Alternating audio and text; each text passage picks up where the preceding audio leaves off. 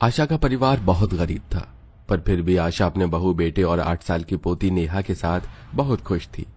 ऐसे ही एक दिन आशा की बहू अर्चना चाय और ऑमलेट बनाती है। अरे वाह, खुशबू तो बहुत अच्छी आ रही है। लगता है तुम्हारे सारे ऑमलेट तैयार हो गए हैं। हाँ जी, ऑमलेट तो तैयार हो गए हैं। सोच रही हूँ नेहा के टिफिन में भी आज यही पैक कर दूं, उसे बहुत पसंद है। बहू, अगर ऑमलेट बन गया है तो मुझे भी दे दे। और गोपाल बेटा, आज तेरे पिताजी की तबीयत ठीक नहीं है तो नेहा को तो तू ही स्कूल छोड़ दे। वैसे भी बाहर मौसम खराब हो रहा है, अगर नेहा आज थोड़ा जल्दी स्कूल चली जाएगी तो अच्छा है। ठीक है माँ, पर अर्चना तुमने इतने सारे अंडे क्यों ले लिए? हम इतने अंडों का क्या करेंगे? मैं प्रेग्नेंट हूँ ना, तो मुझे रोज दुकान पर जाकर थोड़े थोड़े अंडे लाने में दिक्कत होती है, इसलिए मैंने एक साथ अंडे की पूरी ट्रे खरीद ली। अब जब भी नेहा जिद करेगी उसे ऑमलेट बनाकर दे दिया करूंगी। पता है ना उसे मेरे हाथों के ऑमलेट कितने पसंद है। बहू, तेरे हाथों के ऑमलेट सिर्फ नेहा को ही नहीं, सबको पसंद है। गोपाल के दोस्त भी आकर तुझसे ऑमलेट बनाने की ही जिद करते हैं। अरे आप दोनों सास बहू आराम से बातें करती रहना। अर्चना, तुम पहले नेहा का टिफिन पैक करो। किसी भी मिस्त्री ने मुझे आज नहीं बुलाया, मुझे खुद जाकर काम ढूंढना होगा। इतना बोलकर गोपाल नेहा के साथ उसके स्कूल जाता है और वहां से काम की तलाश में लग जाता है।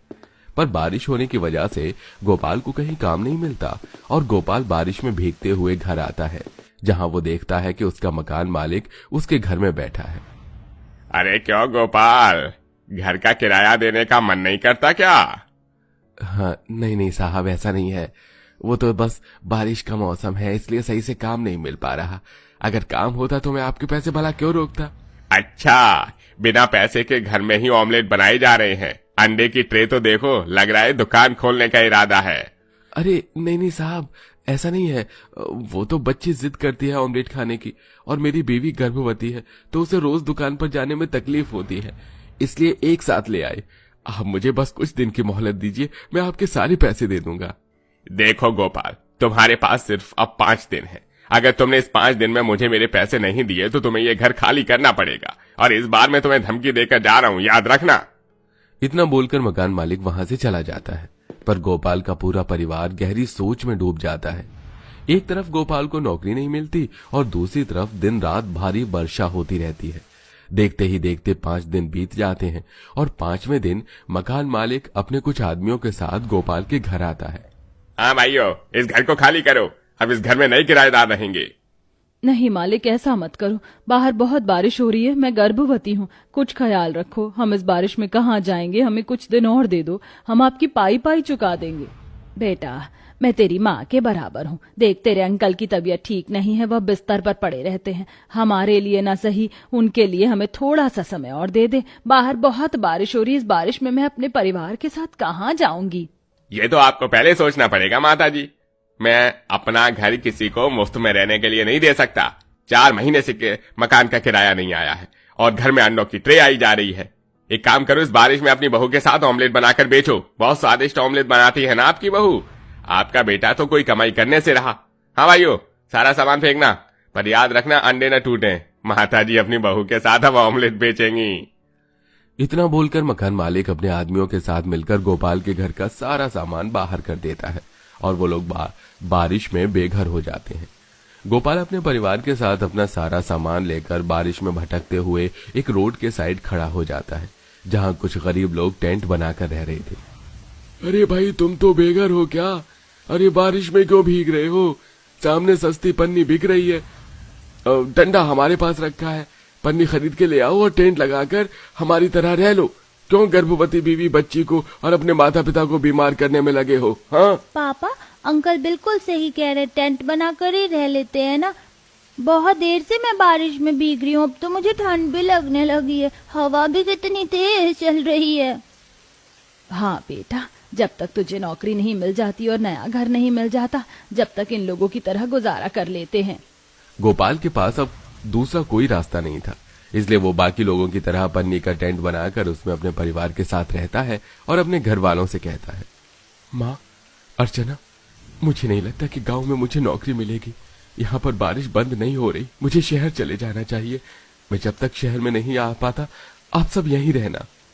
अगर आप शहर चले जाओगे तो मैं और माँ जी अकेले नेहा को और पिताजी को कैसे संभालेंगे? ऊपर से मैं गर्भवती हूँ, दिक्कत होती है, हम ऐसे कब तक रहेंगे?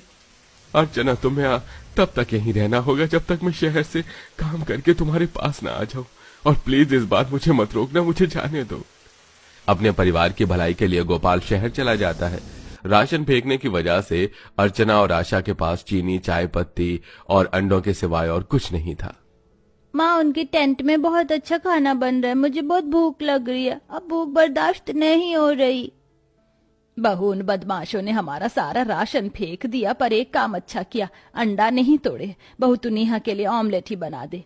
माँ, तुम मेरे लिए ऑमलेट बना दो और कुछ ऑमलेट बेच दो। और अंकल ने बिल्कुल सही कहा, पापा तो हमें छोड़कर शहर चले गए, हम क्या करेंगे? इसलिए आप दादी के साथ मिलकर चाय ऑमलेट का बिजनेस कर लो ना, हमारे पास तो अंडे भी रखे हुए हैं।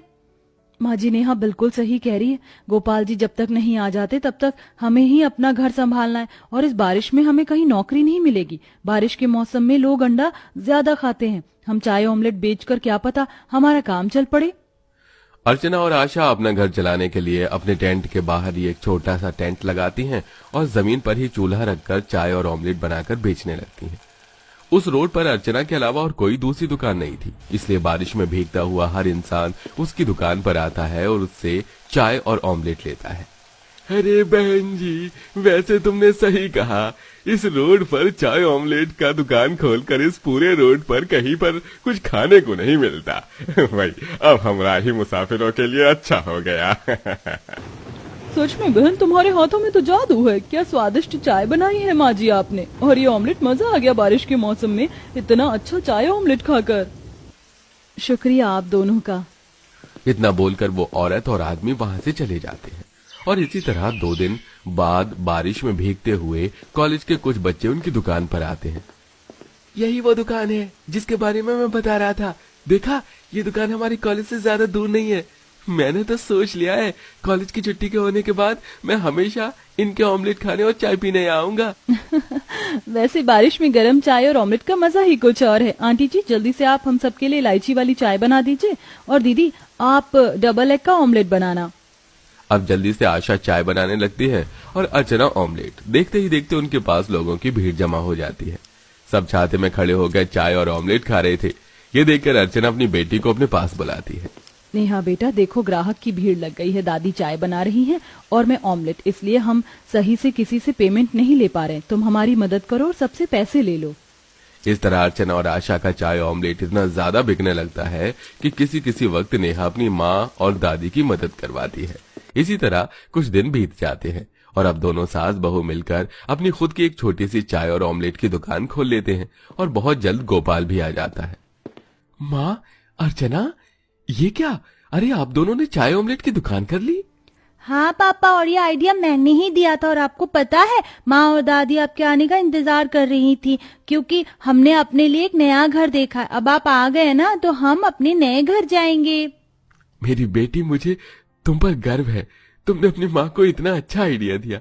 अर्चना, माँ, शहर में मेरी भी बहुत अच्छी जॉब लग गई है। अगले महीने मैं वापस शहर चला जाऊंगा। अर्चना का 9वां महीना चल रहा है। अब मैं डिलीवरी के बाद ही आऊंगा। तब तक मैं और माँ मिलकर दुकान चला लेंगे। तुम आराम करना। अरे, दुकान मैं चला लूंगी, बस आप मेरे साथ रहना। और आप बिल्कुल सही कह रहे हैं, अब हमें मेहनत करने से नहीं रुकना चाहिए। चलिए, हम अपना ये टेंट का घर खाली करके अपने नए घर में चलते हैं। पर दुकान हमारी यहीं रहेगी। हमारा बच्चा हमारे नए संसार में खुश रहेगा।